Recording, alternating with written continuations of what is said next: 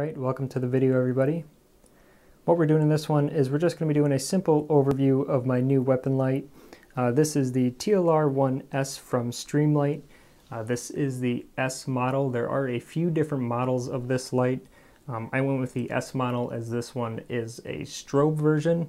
They do have some high output ones. They do have some with lasers on the bottom, and then they just have the regular TLR-1s.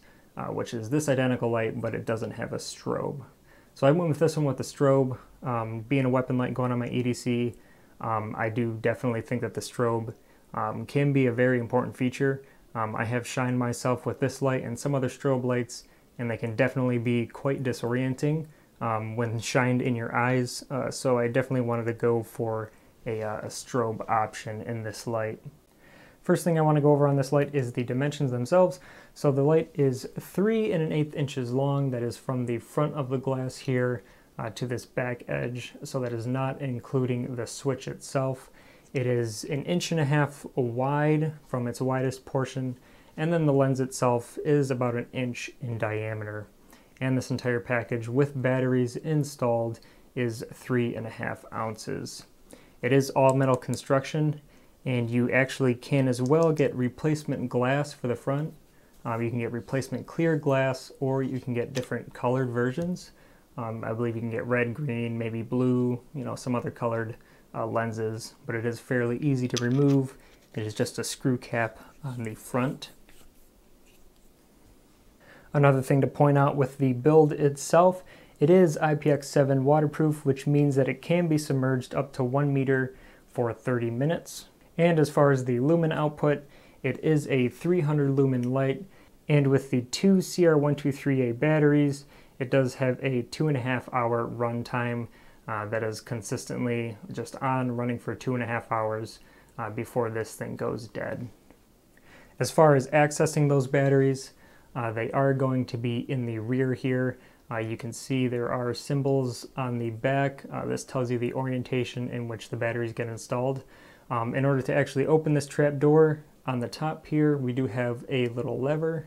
We are going to pull that up, and when you pull that up all the way, the top part of this hatch door opens up, and then you can just then pull the whole thing out, and there are your batteries. Like I said, this thing does run off of 2 CR123A batteries. Pretty typical battery for a weapon light of this type. I do have the rail mount StreamLight on one of my ARs, and that also runs off of these CR123A batteries. Like I said, on the side, it does show you the orientation in which you install these. So the right hand side, the negative is going to be toward the rear, and on the left we have the positive toward the rear, just like on the side. For closing it back up, there is a little latch on the bottom of the door here, and there's a groove in the bottom of the light. First thing you're going to do is just put the bottom in first, like so, and then when you close that hatch up, it is going to pull the top into place. So one more time, there's that latch down there. You want to latch the bottom in first, and then pull that lever down up top.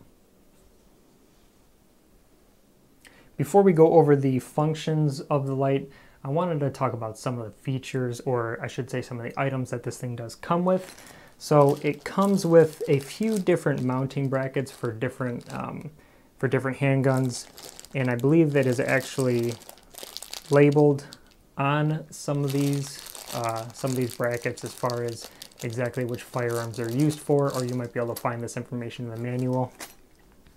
Come pre-installed on the light itself. This is the Glock rail mount. So this is what I'm going to be using because I carry a Glock, so I didn't have to make that modification. It does come with an Allen wrench, and all you need to do is remove the Allen screw from this one side, and then you can pop this off, replace it with whatever mount you need, and then re-screw that back in. One other thing to mention is the CR123A batteries. You do get 2 of them in the package as well. So before we talk about how to actually mount this on the firearm, I wanted to go over the switch itself. So this is one big knob switch. It looks a little bit odd like this, but it'll make a little bit more sense once we get it on the firearm.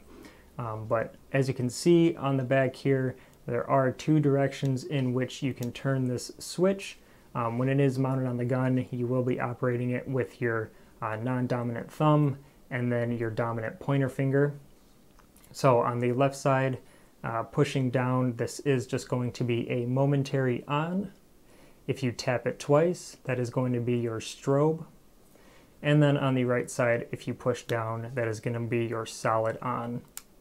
Unfortunately, through my testing of just playing around with this thing, hey, look at that. It looks like there actually is a solid strobe on. When I was messing with this a little bit earlier, I was having troubles getting that solid strobe to stay on. It is still a little bit tricky, but it might be a little bit easier with some practice. So that's going on with the switch. We're going to mount this thing on the gun, and this thing will make a little bit more sense as to how you actually operate it when it's on the firearm. So to actually get this thing mounted on the gun, as far as Glocks go, you just have this small rail on the bottom here with a single Picatinny notch in the front. To get this on here, all you want to do is the mounting screw on the side here, just loosen that up all the way. It does have these little wings on the side, which make it a little bit easier for loosening and tightening with just your fingers. To get it on, this is sort of spring actuated, as you can see. What I like to do is just push that spring in all the way, go ahead and line up that groove with the groove in the Glock, slip it on one side at a time, and the spring is going to hold it in place while you tighten this thing up. I'm not going to tighten it up all the way. I'm just going to get it snug on there for demonstration purposes. So once you get it on there, you can see as far as the Glocks go, it is a very tight and slim fit. So like I was saying, this is 3 1/8 inches long from the front to the rear of this, and there is little to no gap between the back of the switch and the front of the trigger guard here, and then the switch itself just protrudes just a little bit to make them easier to actuate with your thumb and your finger. So as far as actuating, the firearm is clear, by the way. As far as actuating, when you are on the gun, the left side, which is the momentary, is actuated with your non-dominant thumb. So you have that push down for that momentary, and then you can double tap for that strobe.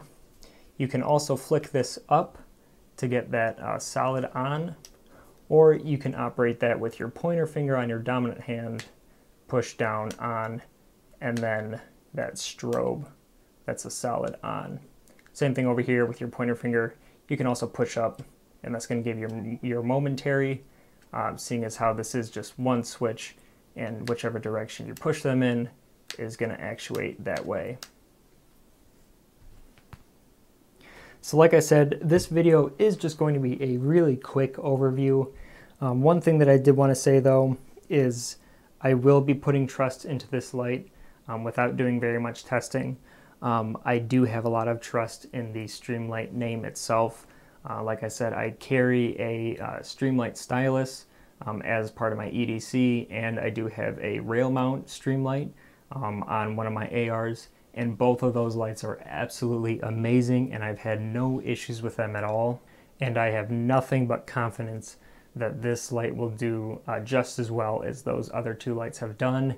And there are a lot of police agencies that have these on their duty pistols, and they trust them with their lives, and I would tend to do the same with this one. So in the future, when I do have some more rounds down range with this light, I want to make sure it actually does operate like I expect it to. So somewhere down the road, once I've gotten this thing beat up a little bit and I've done some testing with it, I'll come back and possibly do a full review. But as far as just an overview, that's going to be the video, guys. It's a little bit of a short one, but I hope it gave you some insightful information, and thanks for watching.